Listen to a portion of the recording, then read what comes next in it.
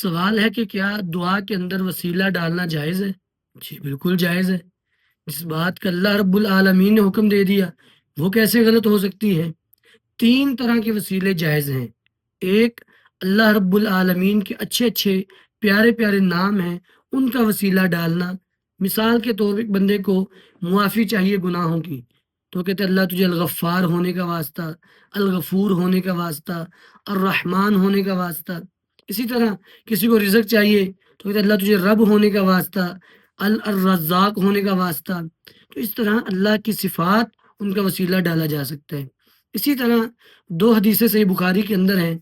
پہلی حدیث، اس کے مطابق نیک اعمال کا وسیلہ ڈالنا بھی جائز ہے۔ کوئی بندہ اپنا نیک عمل اس کا وسیلہ ڈال دے کہ اللہ میں نے فلاں عمل تیری رضا کے لیے کیا تھا، اگر تجھے وہ عمل پسند ہے تو اللہ میرا فلاں کام کر دے، اسے کہا جا سکتا ہے۔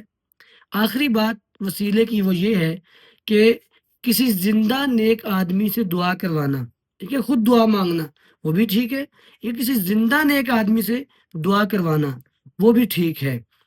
نبی علیہ الصلوۃ والسلام کی وفات کے بعد حضرت عمر بن خطاب کے زمانے میں رضی اللہ تعالیٰ عنہ جب بھی قحط پڑتا تو وہ حضرت عباس بن عبد المطلب رضی اللہ کو لے کے جاتے، کہتے کہ اللہ جب تیرا نبی زندہ تھا ہم تیرے نبی کو لے کے آتے تھے تو ہمیں بارش دے دیتا تھا، اب ہم تیرے نبی کے چچا کو لے کے آئے ہیں، اللہ تو ہمیں بارش دے دے، تو بارش ہو جاتی تھی۔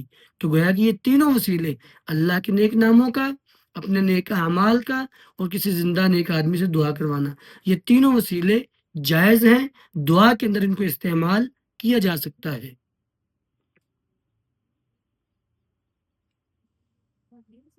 بن جائے گا، بس کرنی تھی۔